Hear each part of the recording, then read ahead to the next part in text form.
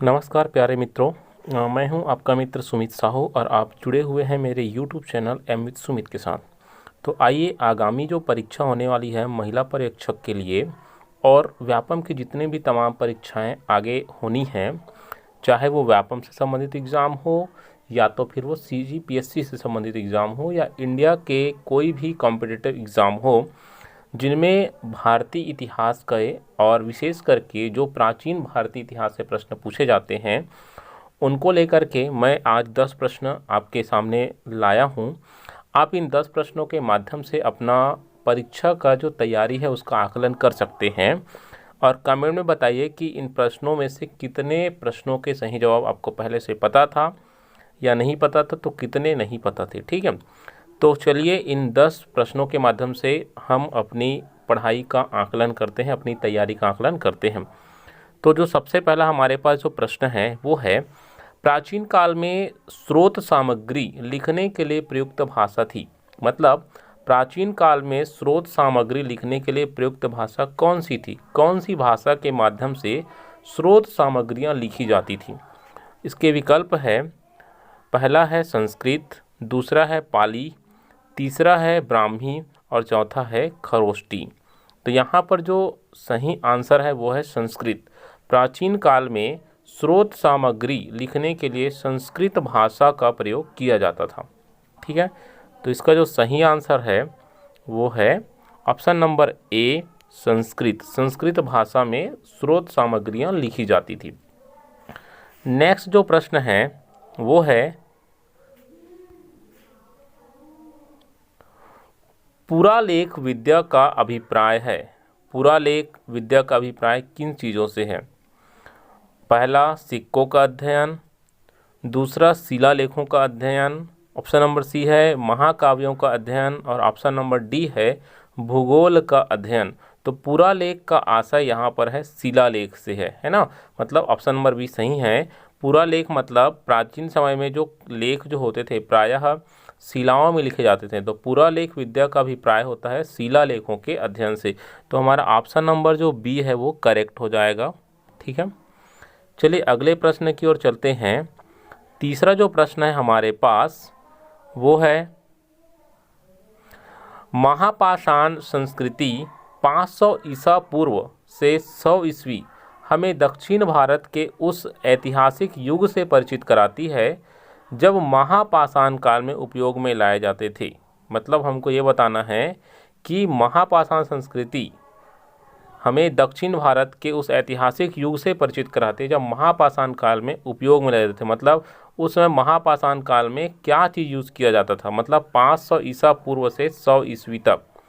तो यहाँ पर विकल्प है आपके, पत्थर से बने अस्त्र, पत्थर से बने औजार और उपकरण, बड़े पत्थरों से घेरी गई समाधियाँ मतलब कब्रें, और डी जो है पत्थर से बनी हुई दैनिक उपयोग की सामग्री। तो ये हमको बताता है बड़े पत्थरों से घिरी हुई गई समाधियों मतलब कब्र के बारे में। तो इसका जो सही आंसर हो जाएगा ऑप्शन नंबर सी इसका करेक्ट आंसर हो जाएगा। ठीक है, चलिए अगले प्रश्न की ओर चलते हैं और ये पेपर कई बार पूछा गया है। मानव द्वारा प्रयुक्त पहली धातु थी, मतलब मनुष्य द्वारा प्रयोग की गई सबसे पहली धातु कौन सी थी, आपको ये बताना है। विकल्प है एल्यूमिनियम, दूसरा है कॉपर, तीसरा है आयरन और चौथा है सिल्वर। तो यहाँ पर जो करेक्ट आंसर है वो है कॉपर। कॉपर मतलब तांबा, मतलब तांबे धातु का प्रयोग सबसे पहले मनुष्य ने किया है ना। कई बार विकल्प में आयरन भी दिया रहता है, तो आपको थोड़ा सा ध्यान रखना है कि आयरन सही जवाब नहीं लेना है, आपको कॉपर को ही लेना है। तो मनुष्य ने सबसे पहली बार जिस धातु का प्रयोग किया था वो था कॉपर। ठीक है, चलिए अगले प्रश्न की ओर चलते हैं। प्रश्न नंबर जो 5 है ना, वो क्या है, कालीबंगन किस प्रदेश में स्थित है? कालीबंगन एक जगह है, तो आपको बताना है कि कौन से स्टेट में मौजूद है, पंजाब, हरियाणा, गुजरात या राजस्थान। तो इसका जो करेक्ट आंसर है वो है ऑप्शन नंबर डी, राजस्थान। तो कालीबंगा जो है कहाँ है, राजस्थान में है। चलिए अगले प्रश्न की ओर चलते हैं। प्रश्न नंबर 6वां कहता है, धातु से बने सिक्के सबसे पहले प्रकट हुए थे। हमको बताना है कि धातु से बने सिक्के सबसे पहले कब प्रकट हुए, मतलब सबसे पहले कब यूज़ किया, ऐसा भी बोल सकते हैं। तो इसके विकल्प है हड़प्पा सभ्यता में, इसको सिंधु सभ्यता भी बोलते हैं। दूसरा है उत्तर वैदिक काल में।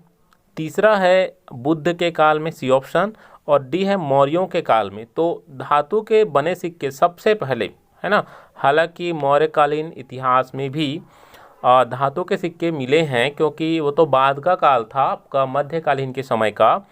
तो फर्स्ट टाइम अगर हम लोग मेटल्स के क्वाइंस की बात करें तो यहाँ पे करेक्ट आंसर हो जाएगा बुद्ध के काल में। बुद्ध के काल में धातु के सिक्के प्राप्त हुए हैं। ठीक है, चलिए अगला प्रश्न है प्रश्न नंबर 7। हड़प्पा के लोगों की सामाजिक पद्धति थी, वो बताना है कि हड़प्पा सभ्यता के लोगों की जो सामाजिक पद्धति थी वो किस प्रकार की थी। पहला उचित समतावादी, बी दास श्रमिक आधारित, सी वर्ण आधारित और डी जाति आधारित। तो मैं बता देना चाहता हूँ कि जो हड़प्पा सभ्यता के जो लोग थे उनके जो सामाजिक पद्धति थी, सोशल सिस्टम्स जो था वो था उचित समतावादी थे। मतलब उनका जो रहन सहन था बहुत ही लाजवाब था, बहुत ही अच्छे थे उन लोग। उस समय में ऐसी वर्ण व्यवस्था वगैरह जो चीज़ें थी वो नहीं थी। ठीक है, तो इसका जो सही आंसर है वो हो जाएगा ऑप्शन नंबर ए, उचित समतावादी। नेक्स्ट प्रश्न की ओर चलते हैं। हड़प्पा सभ्यता या हड़प्पा की सभ्यता के बारे में कौन सी उक्ति सही है, मतलब आपको बताना है कि कौन सा कथन जो है हड़प्पा सभ्यता से रिलेट है। पहला, उन्हें अश्वमेघ की जानकारी थी। एक यज्ञ होता है अश्वमेघ, तो हम क्या उनको अश्वमेघ की जानकारी थी। बी, गाय उनके लिए पवित्र थी। सी, उन्होंने पशुपति का सम्मान करना आरंभ किया।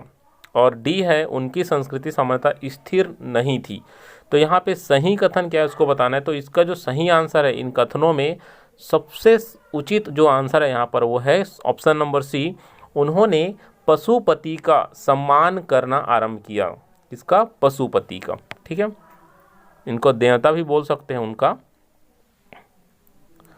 चलिए अगला जो प्रश्न है, भारत में खोजा गया सबसे पहला पुराना शहर था। मतलब को पता है कि सिंधु सभ्यता तो बहुत पहले की सभ्यता थी, तो और जो उन सब चीज़ों का जो खोज है वो तो बाद में हुआ, 1922, 1923 इन सब समयों में हुआ है ना। तो जब उनका खोज हुआ तो बताना है हमें कि सबसे पहले किस नगर की या किस शहर की खोज हुई थी।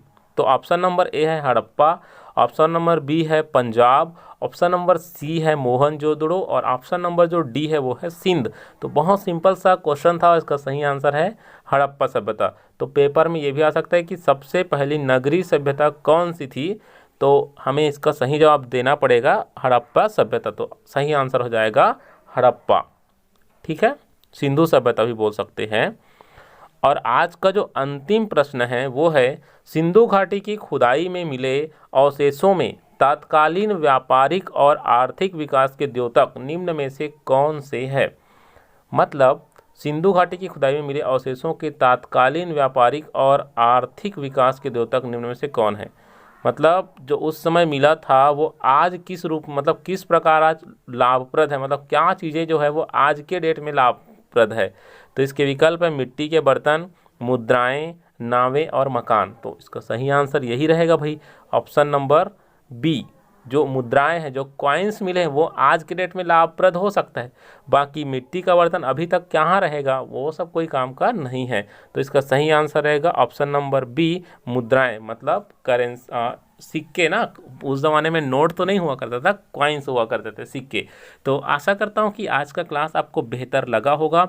इसी तरह की और प्रैक्टिस करने के लिए मेरे चैनल के साथ जुड़े रहिए। चैनल को सब्सक्राइब जरूर कीजिए और बेल आइकन्स को प्रेस कर दीजिए, ताकि जैसे ही मैं वीडियो डालूं आपको तुरंत प्राप्त हो सके। ठीक है, तो मिलते हैं अगले क्लास में पुनः 10 इंपॉर्टेंट क्वेश्चंस लेकर के। तब तक के लिए धन्यवाद।